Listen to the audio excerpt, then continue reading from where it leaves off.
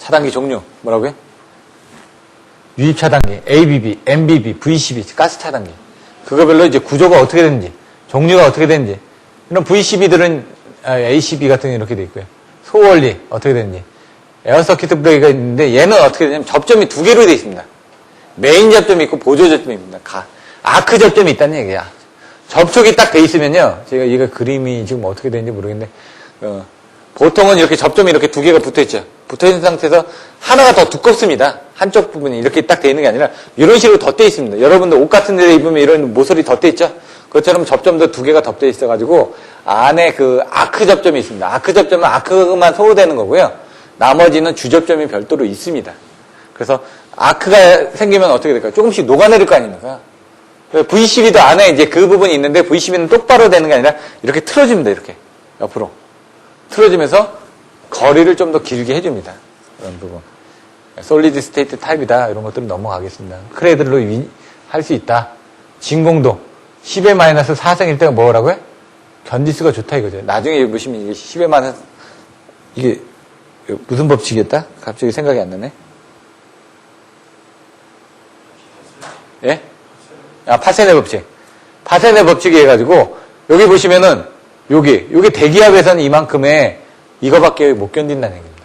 근데 기압을 낮추거나 기압을 높이면은 견딜 수가 있다는 얘기죠. 오히려. 그래서 여러분들이 보통 보면 기압이라는 게 1000m 기준입니다, 우리가. 그러니까 물속으로 더 들어가면 기압이 2배씩 늘어나죠? 그것처럼 얘가 기압이 올라가게 되면 10의 4승, 파세네 법칙에서 10의 마이너스 4승 정도 되면 요 정도의 전압을 견딜 수가 있기 때문에 진공을 압력을 가해가지고 하고 있는 겁니다. 그래서 나중에 그림 그려주실 때 여기도 올라갑니다. 기압이 올라가게 되면 이거 명시를 하셔야지만 됩니다. V12 장점, 단점 뭐 안에 구조들이 돼 있고요. 이 스프링이 차지가 돼가지고 여기 스프링이 있고 여기 이제 저항들이 있습니다. 거기 안에 저항, 예? 저항들이 나중에 이런 것들도 이제 안전공사에 가면 이제 차단기 전문 과정만 있습니다. 4일짜리. 올해부터는 그 과정이 이제 조인이 됐더라고요. 차단기, 전동기 뭐 전문 과정으로. 원래는 4일짜리였었는데 그런 것들도 한번 보시면 되고요. 안에 이렇게 보시면은 진공 차단기 저번에 그 구조 한번 보여드렸죠. 제 홈페이지 가도 이거 꺼내놓은 게 나와 있는데 요 안에 보시면 요 아크가 이렇게 돼 있죠. 그래서 고정전극, 가동전극 하면서 얘가 똑바로 가는 게 아니라 이렇게 해서 이렇게 휘어지면서 갑니다. 그래서 거리가 좀 더 길어지게끔 얘가 틀어진다. 이런 부분만 알고 계시면 됩니다. 여기 나와 있네. 틀어지는 부분은. 이렇게 약간씩 틀어지면서, 예? 이렇게 틀어지면서 아킹에 대한 거리를, 정기적인 거리를 지금 만들어주고 있다. 이런 식으로 틀어준다. 이렇게. 그 내용이 나와 있습니다. 이렇게. 다 틀어준다. 진공 차단기에 이제 접점들이 어떻게 되고 안에 가장 중요한 게 이 인터럽트입니다. 인터럽트가 가장 중요한 부분이고요. 옛날에는 이걸 다 국내에도 수입을 해서 썼는데 지금 LS 산정 같은 경우에도 이런 부분을 잘 만들고 있습니다. 가장 핵심 성분이 이겁니다. 이게. 나머지는 다 기계적인 부분밖에 없거든요. 왜? 아크를 소후해지는 부분이니까. 나머지는 어떤 식으로 이렇게 뭐 개로 패로가 되는지 내용이 나와 있습니다. 인터럽 빼주는 거 이런 것들 넘어가고요. 공기 차단기는 아크를 여기 압축 공기를 밀어 넣어줍니다. 그래서 한전 AIS 컨벤셔널 타입 같은 데 가면은 이 ABB 차단기들이 있습니다. 이렇게 크게 해가지고 몸체가 좀 큽니다. 일반 진공 차단기보다. 왜? 공기를 이제 불어넣어서 이렇게 빼줘야 되는 부분이 있기 때문에 자기 차단기는 안에 이렇게 아크를 올려줄 수 있는 부분이 돼 있더라. 이렇게 돼 있는데 저는 밖에서 열고 안에 열어봤는데 이런 거는 못 봤습니다. 이게 왜 안에 들어가 있으니까 그냥 통만 있더라고요. 이런 단자들이. 그래서 한번 본 적은 있는데 가스 차단기 같은 경우는 어차피 이것도 안에 가스가 들어가 있는 겁니다. 별 의미는 없습니다. 그래서 가스 차단기는 있는데 이제 가스가 소모될 때 얘가 이렇게 소모되면서 여기가 자세히 보시면 여기 접점이 있고 여기 아크 접점이 이렇게 있습니다. 그래서 빠져나가면서 주접점하고 아크 접점하고 여기도 접점이 두 개가 있는 겁니다. 이렇게 접점이 두 개가 있어서 가스가 이제 소호를 시켜주는 겁니다. 이렇게. 근데 얘가 이제 소호 특성이 이제 양호하기 때문에 아까처럼 네, 진공에서 소호 특성은 확실합니다. 확실하게 끊어질 수가 있다는 얘기죠. 근데 얘는 확실하게 끊어지는 게 아니라 스무스하게 끊어진다는 얘기죠. 천천히. 아까는 팍 끊어버리니까 치고 오는 것도 팍 튀는 거죠. V12는. 근데 얘는 팍 끊어지지 않고 이렇게 빠지면서 이렇게 접점이 빠지면서 아크에서 소호되다 보니까 조금 더 소호 특성이 양호한 겁니다. 그러다 보니까 좀 시간은 좀 늦어지겠죠. 진공보다는.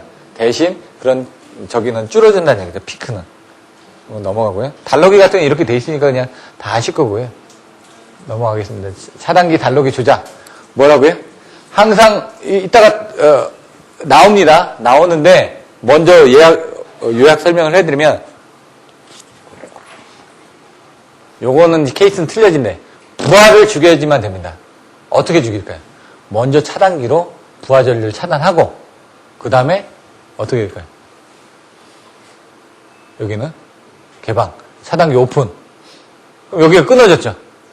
확실하게 끊어주기 위해서, 부하측을 확실하게 끊어주기 위해서 여기를 끊어주는 겁니다. 그리고 나서 여기 선로축도 끊어졌지 않습니까? 그러니까 끊어주기 위해서 여기를 끊어진다 이거죠. 1번, 2번, 3번으로 끊어진다. 그럼 투입할 때는 어떻게 해야 될까요? 거꾸로 해줘야 되겠죠.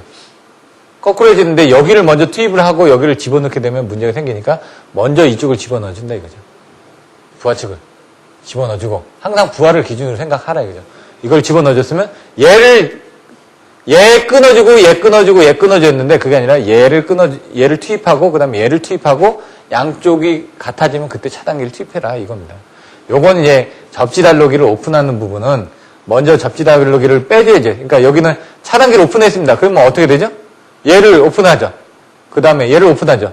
그리고 나서 마지막에 안전장치로 접지달로기를 넣은 겁니다. 그럼 얘는 여기서 작업을 할 수가 있겠죠. 근데 거꾸로 할 때는 접지달로기를 오픈하고 먼저 부하측을 먼저 생각하라고 했잖아요. 이걸 오픈하고 그 다음에 뭐를 할까요? 얘를 투입하고 그 다음에 얘를 투입하고 얘를 집어넣습니다. 항상 부하측만 먼저 생각을 하시면 됩니다. 뭐 접지달로기가 들어가든 간에 개념만 가지고 계시면 된다는 얘기죠. 정확하게. 이런 부분을 정확하게 개념을 안 가지고 계시다 보니까 좀 헷갈리시는 겁니다. 피레기 기능. 요것도 이렇게 그림을 그릴 때는 반대쪽으로 좀 그림을 그려주시는 게 좋습니다. 왜? 변압기가 있고 여기 있으면 이 그림이 들어올 때 이렇게 해서 이쪽으로 들어온다라는 그림으로 제한전압을 할 때는 하죠. 제한전압이 뭐라고요? 정의가? 피레기가 방전할 때 피레기 양단에 걸리는 전압이라고 했죠. 예? 그리고 여기 직렬개박의 특성 요소가 있습니다. 예? 피레기 조건, 키워드 5글자. 예? 예? 재충 상송내. 뭐라고요?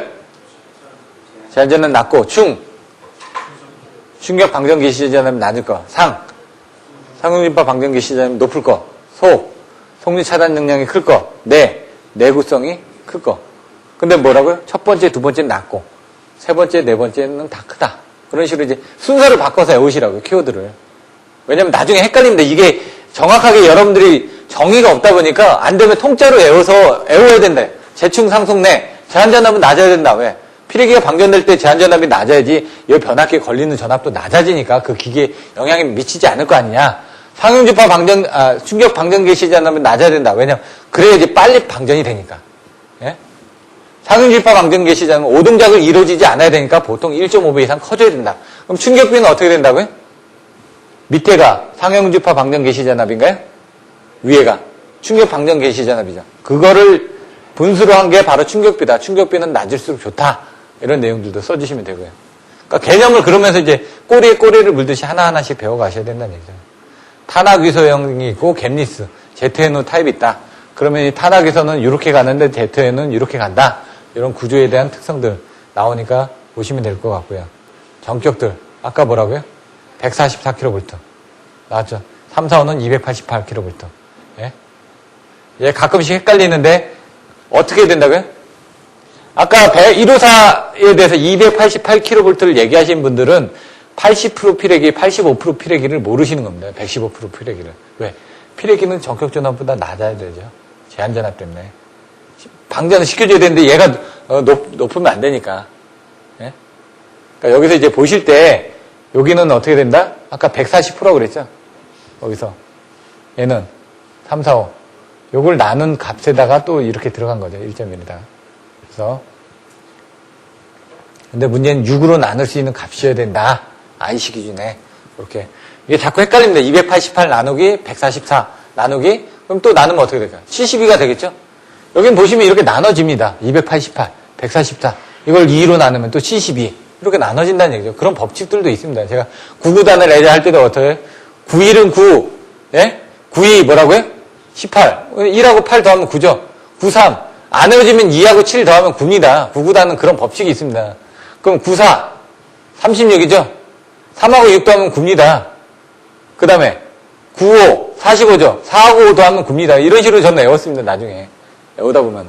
그런 것들도 이제 나름대로 막 자기만의 막 법칙을 생각해서 외우셔야 된다는 얘기죠.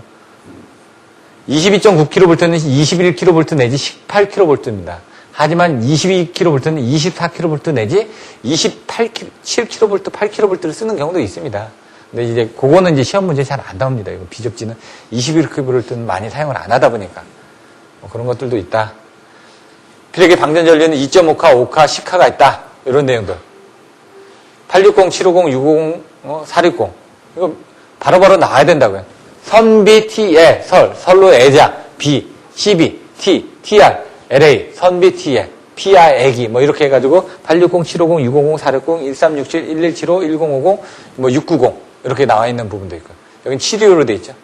690, 725 이제 조금씩 이제 기준들이 조금씩 154 이상부터 바뀌었기 때문에 참조를 하시면 됩니다. 축전지나 이런 것들은 넘어가고요. 이건 이제 그 기타 설비들에서 축전지에 대해서도 옛날에 나왔던 부분은 있는데 염진회 같은 경우 이렇게 나와 있습니다. 이거는 나중에 보실 때 세정하는 부분 HLWS가 시험에 한번 나왔었죠. 한라인 워싱 시스템 해가지고 물을 뿌려가지고 애자를 닦아내는 겁니다. 세습을 하는 거 그런 것들 이동식 제트 노즐을 이용해서 세정을 했다. 이런 것들 고정 스프레이를 세팅을 했다. 아니면 정전을 해가지고 사람이 직접 올라가서 세정을 했다. 애자의 세정 방법들에 대해서 물어보는 경우가 있기 때문에 참조를 하시면 될 것 같습니다.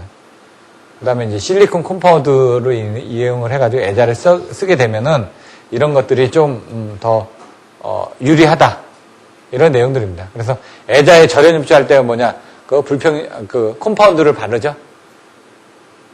반도체 유약 바르죠. 그런 내용들이 이런 것들입니다. 애자가 오손 상태에서 수분에 의한 표면 절연 저하를 방지하기 위해서 애자 표면에 발수성 물질, 반도체적 유약 같은 걸 넣게 되면 물 같은 것도 빨리 떨어져 내릴 거고요. 예? 코팅이 돼 있으니까. 그 다음에 뭐가 묻는 것도 잘 안 묻을 거고요. 그 다음에 절연적으로 더 잘 돼 있기 때문에 더 견디는데 유리하겠죠. 그런 내용들이 나와 있습니다. 자, 예, 요걸 보고 이제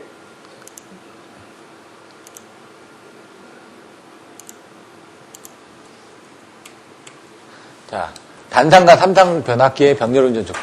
조건은 아시죠? 두 가지만 빼고 다 된다고요. 델타 델타하고 델타 Y 또는 YY하고 델타 Y 30도 이상 차이가 나는 거 빼고는 다 된다. 그러면 이제 보시면 됩니다. 이제는 변압기 병렬 운전 조건이 어떻게 되냐? 극성이 같다는 거. 뭐 상권 극정각 Z. 저는 그렇게 외웠다는 얘기죠. 뭐라고요? 상회전. 상차각 나오면 안 된다고. 여러분, 상차각이 많이 나오는 게, 안정도는 P는 X분의 ES, ER, 사인 세타에서 ES를 올려주거나, X를 낮게 하거나, 상차각을 쪼려주거나, 그걸 가지고 했었죠. 그래서, 상권, 극정각, Z만 아시면 된다고요. 상회전이 같을 것. 권수비가 같을 것.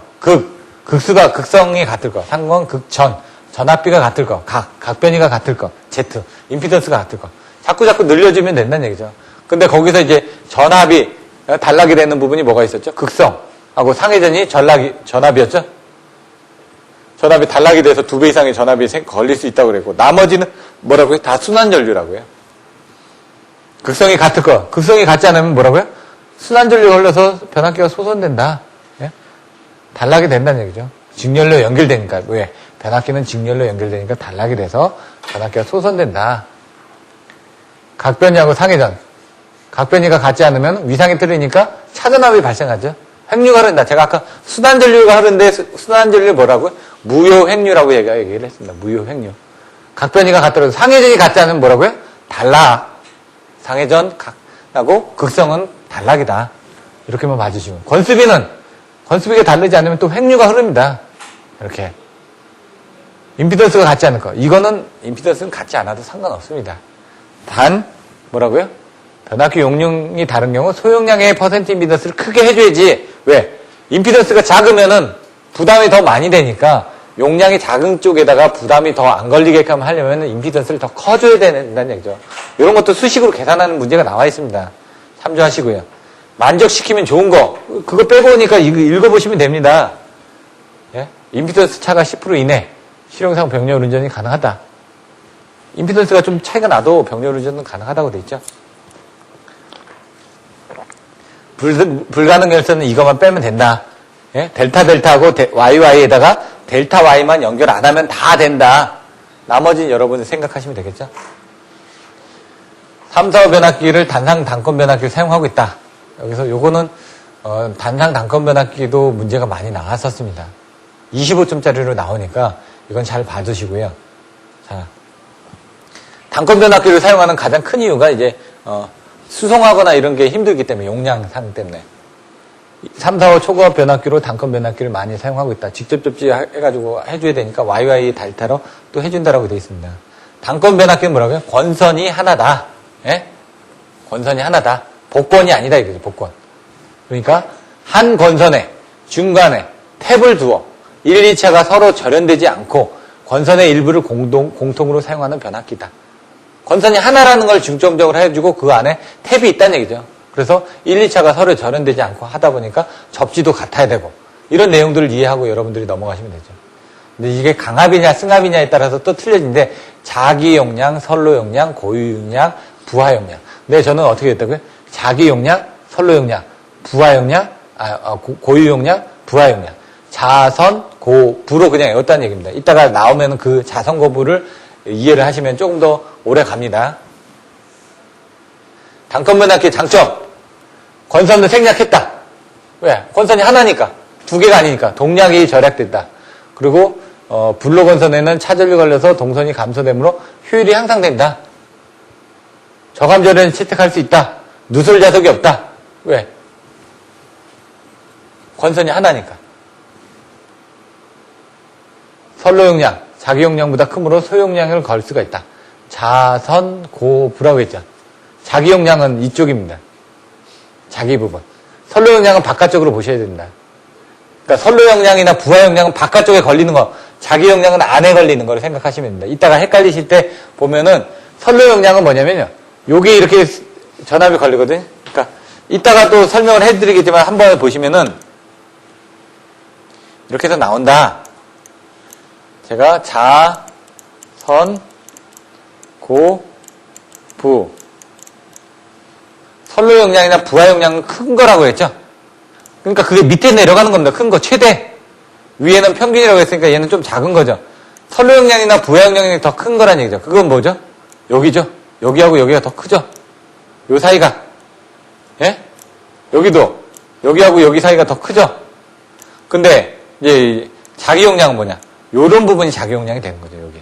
여기 부분, 여기 부분이 자기 용량이 되는 겁니다. 예? 고유 용량. 왜? 그가 안에 아닙니까? 바깥이냐 아니냐 이렇게 생각을 하시라는 얘기입니다. 뒤에 또 나옵니다. 단건 변압기의 단점은 같이 연결되어 있으니까 충격이 같이 간다. 1, 2차가 서로 절연되어 있지 않으므로 한쪽의 사고가 다른 쪽으로 파급된다. 그러다 보니까 접지도 같이 해야 된다고 그랬죠. 그러니까 중성점 직접 접지가 아니면 안 된다. 그리고 어떤 외부에서 충격이 왔을 때 거기에 대한 적절한 절연 설계라든가 열적, 기계적 강도를 크게 해줘야 된다. 이런 부분이 또 단점이 되기도 한다. 그 콘셉트만 잡고 있으면 다 쓰십니다. 예? 단건 변압기 그림이 있는데 직렬 권선이 있고 불로 권선이 있죠. 불로는 이제 빠져나간다는 부분을 생각하시면 돼요. 스텝 다운.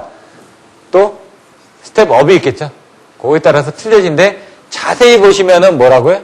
E1 아이언이 겹쳐지는 부분이 있고 여기는 I2- 아이언이 빠져지는 부분이 있죠. 여기서 자세히 보시면요. 여기 흐르는 전류는 이렇게 해서 나가고 여기 사이에 이런 부분이 생겨가지고 빠져나가는 부분이 생긴다는 얘기죠. 왜? 전류는 이렇게 가야 되니까 이렇게 가고 뭐 이런 식으로 이제 여러분들 생각을 하시면 됩니다. 요게 방향이 반대라는 것만 생각하시면 됩니다. 이렇게 가는데 얘가 이쪽이 아니고 반대다. 요거 하나만 생각하시면 됩니다. 수식으로 나와 있는 걸 이거 그전에 다른 분이 물어보셔가지고 알아봤는데 간혹가다 책에서 요게 잘못되어 있는 경우가 있습니다. 있기는. 그래서 자 자선거부에서 선로 용량, 부하 용량은 뭐라고요? 선로니까 이쪽이죠. 부하는 어디죠? 여기죠. 그건 바깥쪽이라고 그랬죠. 전부 다. 예? 자선 고부에서 밑에니까 큰 거라고 그랬죠. 그럼 뭐 어떻게 되죠? 얘 P값이죠, P값. 용량이니까. P는 VI 아닙니까? P는 VI니까 E1, I1. 여기 선로 용량이 되겠죠. 부하 용량은 뭐라고요? E2, I2. 부하 용량이 되겠죠. 이렇게 보시면 됩니다. 그런데 자기 용량, 고유 용량. 자기 용량, 고유 용량은 여기라면서요, 여기. 여기라면서요. 오케이. 그러면 어떻게 될까요? 자기 용량, 고유 용량은 여기 I1이 흐르는데 여기는 전압이 어떻게 걸리죠? 여기하고 여기는 전압이 E1에서 E2만큼 뺀 전압이 걸리겠죠. 여기 I1이 흐르는데 E1에서 E2만큼 뺀 전압이 걸리는 부분이 여기가 자기 용량이 될 테고, 여기가 또 내부라고 그랬죠? 여기가 자기 용량이라고 그랬죠? 뭐 어떻게 되죠? 여기는 전압이 E2가 걸리는데 여기는 전류가 I2-I1이 걸리죠. 이렇게 보시면 된다라고요. 그러니까 이게 단건 변압기도 그렇게만 이해를 하시면 편합니다. 왜 그런지 몰라도 일단 암기하는 법은 암기가 된다는 얘기죠. 이게 왜 그런지 아는 건 이제 수식이 있는데 그걸 좀 보셔야지만 이해가 됩니다. 그래서 권선 분비는 어떻게 되냐? 권선이 얼마나 이렇게 분배가 됐느냐? 여기 위에를 직렬 권선이라고 여기 불로 권선이라고 하는데 요거의 권선이 얼마만큼 분배됐는 그 비율은 어떻게? 전체 분의 이거가 되겠죠. 그러니까 전체가 뭐라고요? 선로 용량분의 이건데 저는 그걸 어떻게? 자선 곱으로 그냥 외웠다 그냥. 예? 무조건. 뭐 나머지는 이제 보시면 됩니다. 변압기 냉각 방식 아까 설명드렸죠? A가 뭔지, F가 뭔지, N이 뭔지, O가 뭔지.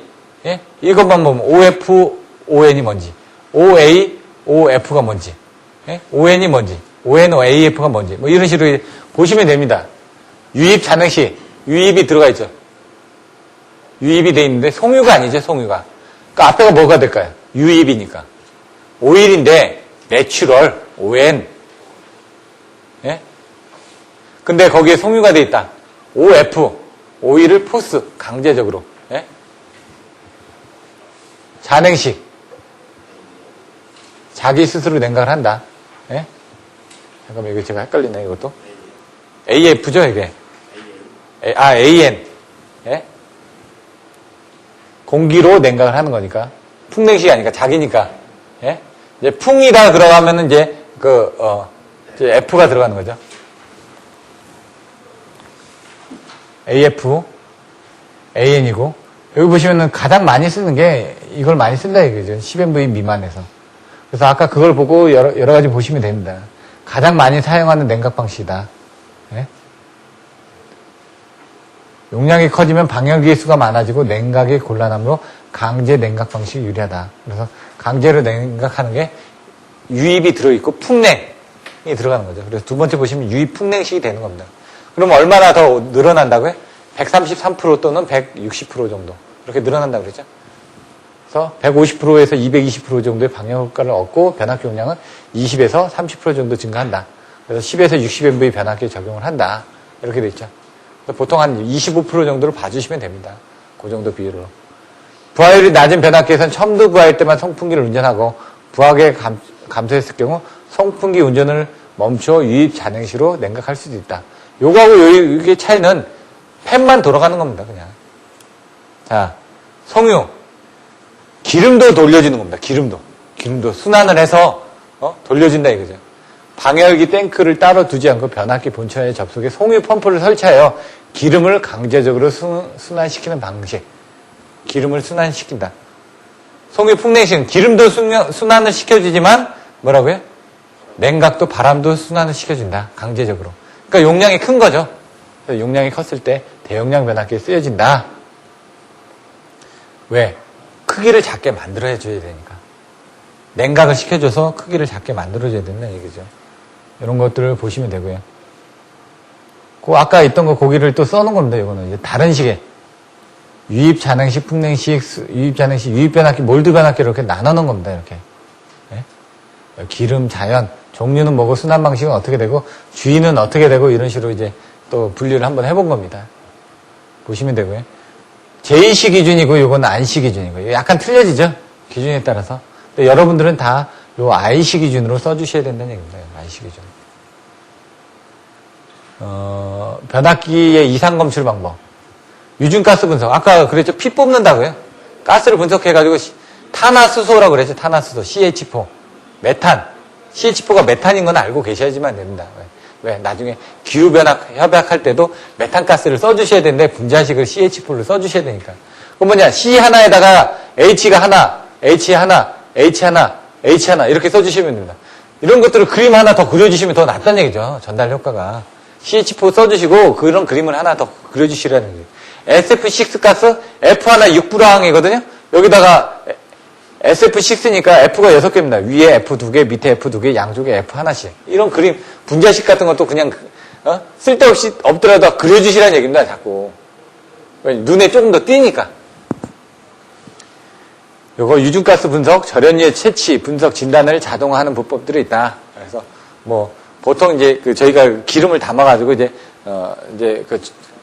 오일 회사 쪽으로 보냅니다. 그럼 거기서 하거나 아니면 자체적으로 그런 장비를 가지고 있는 업체에서는 다 분석을 해가지고 나옵니다. 근데 분석하는 장비 사진 같은 것도 여기 다 있습니다. 부분방전 시험은 뭐라고요? 그때 부분방전 하는 것도 한번 보여드렸습니다. 공기 중에 절연이 파괴돼가지고 불꽃을 튀기면서 방전하죠. 근데 변압기나 지하이스나 이런 것들은 어디 있죠? 다 하마 안에 들어있죠. 안 보인다는 얘기죠. 그래서 안 보이니까 그런 것들을 활선 상태에서 어떤 이제 그 감지기 등을 이용해서 불어들인다. 그래서 이제 변압기 접지선에다가 로고스키 코일을 이용해가지고 부분 방전에 의한 펄스를 하거나 변압기 위험에 A라는 어쿠스틱 에머전이라는 그런 소리 센서가 있습니다. 기계적으로 소음을 듣는 그걸 부착을 해가지고 초음파 신호를 검출을 하는 겁니다. 왜냐면 불꽃이나 어떤 그 엷은 소리를 내면서 방전하는 게 코로나 방전이라고 했으니까 부분 방전도 그런 것들을 할 거 아닙니까? 그래서 소리로 듣거나 아니면 어떤 타형의 변화를 보겠다는 얘기입니다. 부분 방전 시험. 얘는 부분 방전에 가서 디스차지에 가서 PD 시험이라고 얘기를 합니다. 초음파 탐상 시험, 아까 AE 장비를 이용해가지고 초음파를 듣는다는 얘기죠. 안에서. 변압기 외함에서 이렇게 하다 보니까 변압기는 4분면을 다 센서를 붙여가지고 어느 쪽에서 사고가 났는지를 정확하게 봐주셔야 되는 부분이 있습니다. 적외선 열화상으로 해가지고 보는 거는 이제 큰 부분은 없습니다. 그냥 얼마나 발열이 되는지. 근데 이제 워낙 범용적으로 많이 씁니다. 적외선은. 적외선 뭐라고요? 우리가 이제 무지개를 보죠. 빨주노초 파남보에서 빨간색의 바깥쪽이 적외입니다. 적외선은. 그러면 자외선은 빨주노초 파남보 보라색의 바깥의 편이 자외선입니다. 적외선은 온도 부분이 있기 때문에 사람들이 눈으로 보거나 하는 부분이 되는데 자외선은 눈으로 볼 수가 없는 영역입니다. 여러분들이 보고 계시는 가시광선 영역이 바로 빨주노초 파남보 그 영역이라는 얘기죠. 그래서 적외선도 여러분들 눈으로 볼 수가 없습니다. 근데 문제는 적외선은 햇빛의 영향을 받는다는 얘기죠. 자외선은 햇빛의 영향을 받지 않기 때문에 자외선으로 검사하는 게 더 정확합니다. 근데 적외선 장비 같은 건 1,000만 원만 주셔도 사거든요. 자외선 장비는 1억을 주셔야지만 됩니다. 가격이 보통 1억 5천, 1억 합니다. 적외선 장비는 제가 한 4가지 종류를 써봤습니다. 지금 플루크 거나 아니면은 그 일본 NEC 장비나 아니면 또 아비오 장비나 뭐 여러 가지를 써봤습니다. 제가. 근데 뭐 그거의 차이는 분해능입니다. 분해능. 그러면 화면이 저장이 되느냐, 아니면 렌즈처럼 이렇게 줌을 할 수 있느냐, 아니면 거기다 온도 센서를 몇 개 찍어서 볼 수 있느냐, 그런 차이고요. 그런 것들도 이제 보시면은 이제 그 원리에서 감도 검출하고 이런 것들이 조금씩 틀려집니다. 안전공사 같은 건 아비오 제품 같은 거 많이 썼었는데, 그거 같은 6천만 원, 7천만 원 합니다. 보통. 근데 이제 그런 것들은 안에 저기가 들어갑니다. 방사성 동위원소 같은 게 들어가 있습니다. 그렇기 때문에 그런 것들을 수출하거나 할 때는 이제 세관 신고도 해주셔야 되고 그런 부분도 있습니다. 적외선 카메라로 전기섭이를 지속적으로 촬영하다 보면 비정상적인 열이 발생하는 위치와 온도값까지 볼 수가 있다. 주변 온도하고 같이 봐야 되는데 어느 한쪽만 이제 빨갛게 달아오른다든가 하면은 그쪽은 문제가 있는 거죠. 그래서 분전방 같은 경우 이렇게 많이 열어서 이런 것들을 접점 불량일 때 많이 체크가 됩니다. 접점이 불량이면 눈으로는 안 보이거든요. 근데 적외선 열화상으로 체크가 잘 된다는 얘기죠. 보통 뭐 10도 이상 차이가 납니다. 10도 이상 차이가 나면 뭔가 문제가 있는 겁니다. 베어링 부위까지도 검사가 가능하고 비접촉식이다. 데이터 연속성 보존이 가능하다. 유중가스 분석은 이렇게 해서 가스 분석을 13종의 가스를 분석을 합니다. 그래서 수소, 메탄, 에틸렌, 아세틸렌, 일산화탄소, 메탄 등을 이용해서 뭐 어떤 부분에 사고라는 걸 밝혀냅니다. 그래서 수소, 메탄, 에틸렌, 아세틸렌, 프로필렌 제가 말씀드렸죠. 이런 거별로 해가지고 과열인지 아니면 아크가 생겼는지 이런 것들을 판별할 수가 있더라. 그래서 이런 장비를 이용해서 시약을 떠가지고 옵니다. 일단 떠가지고 와서 여기다 넣어가지고 이런 장비들을 이용해서 어떤 분석을 하게 됩니다. 전자파 부분방전, 아까 부분방전이죠. 그 GIS가 있다. GIS도 이렇게 스페이스, 절연 스페이스에다가 이렇게 부분방전 장비를 답니다. 그 후에 쓰는 게 GIS는 그 이상전화 검출하는 부분, 이상 부분을 검출하는 부분이 UHF라는 이제 울트라 하이 프리퀀시입니다. 고주파 영역을 해가지고 한전에서는 니신 장비, 일본의 니신 장비 갖다가 쓰는데 주파수를 받아들이는 겁니다. 주파수. 아까처럼 뭐 그 고주파 같은 경우도 어떻게 되죠? 주파수가 높죠. 다 정상적인 주파수가 아닌 이상적인 주파수가 코로나가 발생할 때도 생긴다는 얘기죠. 그러면은 그 안에 그 주파수를 받아들이면서 외부에서 들어오는 노이즈도 빼주는 그런 그 외부 노이즈 안테나가 있습니다. 그러면서 그 이쪽에서 받아들인 거하고 외부 노이즈에서 받아들인 거를 빼가지고 실질적으로 요 안에 있는 것만 검출하겠다는 얘기입니다.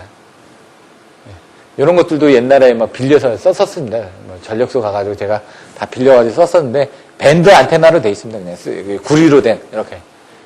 그럼 딱 찍으면은 이렇게 찍으면 이제 그 그래프가 나옵니다. 종이로. 그러면 거기 이제 수치가 뭐 ppm 해가지고 이렇게 나옵니다. 그리고 여기다도 그 절연 스페이스가 이제 그 자석으로 되어 있는 게 있고 플라스틱으로 되어 있는 게 있습니다. 그럼 A 장비 같은 건 자석으로 된 건 그냥 붙이면 딱 붙습니다. 그 옆에 자석이 붙어 있거든요. 아니면은 묶어야 됩니다. 이렇게. 이제 또 밴드식으로 또 되어 있는 것도 있고요. 여기 차단기고요. 여기 이제 모선이 됩니다. 모선에 A, B, C가 이렇게 적혀 있습니다. 나중에. 근데 A 같은 거 어떻게 한다? 여기다 붙여가지고 A 센서로 받아들인다. 이렇게. 그래서 TR 같은 건 어떻게 한다? TR의 접지선에다가 아까 로고스키 코일을 답니다. 로고스키 코일은 뭐냐면 코일이 이렇게 돼 있는데 반이 쪼개져 있어서 이렇게 접속하면 CT입니다. CT를 이렇게 해가지고 달면은 거기서 그 왜냐 여기서 내분의 부분방전이 생기면은 그게 어떻게 외압을 타고 접지선으로 그게 바깥으로 빠져나갑니다. 그래서 그거를 이제 측정을 하는 겁니다. 아니면 이제 L 센서라고 해가지고 접촉을 해가지고 또 하는 부분들이 있고요. 그래서 보통 요건 이제 LDP5라는 램케 장비를 썼습니다. 독일에. 한전에서는 요 램케 장비를 많이 쓰시니까요. 노트북이 하나 있고요. 뭐 애자라든가 이런 것들을 하는 것들이 있는데 이걸 노트북에서 이렇게 파형을 분석을 합니다. 그래서 요 이상한이나 사상한 쪽에서 이렇게 조금 그런 그 노이즈 같은 게 많이 나옵니다. 보통. 그래서 그런 그림도 이렇게 가는데 여기 이렇게 톡톡 튀기고 여기서 가는데 이렇게 톡톡 튀기는 것들을 여기다 밑에다가 좀 더 그림으로 더 그려주시면 됩니다. 여기 실제로 하는 것들이니까 그런 걸 보시면 되고요. 요거는 이제 센서를 다는데 어떻게 된다고요? 요쪽에도 달고 요쪽에도 달고 요쪽에도 달고 요 뒤에도 달고 각 사분면으로 다 돌아가면서 센서를 다 부착을 해가지고 위치 추적을 하는 겁니다.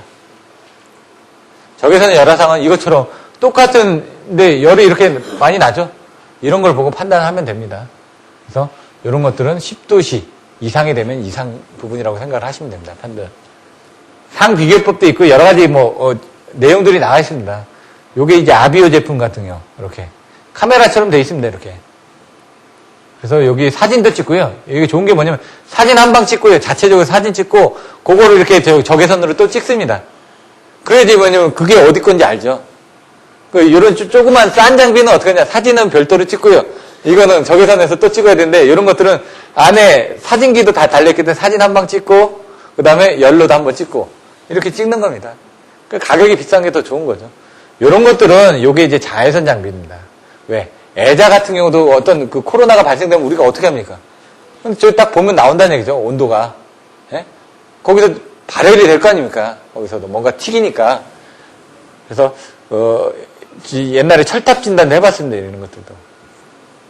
자외선은 제가 써보지는 못하고 가지고 있는 것만 한번 봤는데 이런 것들은 적외선으로 쓰게 되면 어떻게 하냐? 일몰시나 이런 데는 안 됩니다. 햇빛이 비쳐가지고.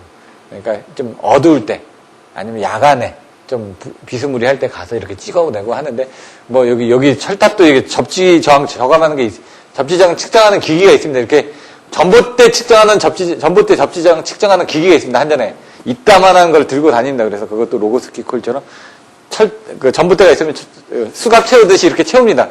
채워가지고 이렇게 하는 게 있고요. 그 다다나 이런 데서 나오는 조그마한 접지장 측정하는 거 그거 한 100만 원짜리는 이렇게 이제 클램프식으로 접지장 측정하는 것도 있는데 그거의 원리는 이제 CT가 2개 달려 있는 겁니다. 결론은 나중에 보시면 되고요. 변압기에 사용되는 계전기 비율차동 계전기입니다. 변압기 사용하는 계전기까지만 하고 또 잠깐 쉬었다가 하도록 하겠습니다. 이제 비율차동 계전기, 부울주 계전기, 충격압력 계전기, 과전류 계전기 다 설명드렸죠? 앞에서 설명드렸으니까 이건 좀 빨리 넘어가겠습니다. 온도 계전기, 뭐라고요? 유면 온도계하고 건선 온도계가 있다. 이런 내용 알고 계시면 되고요.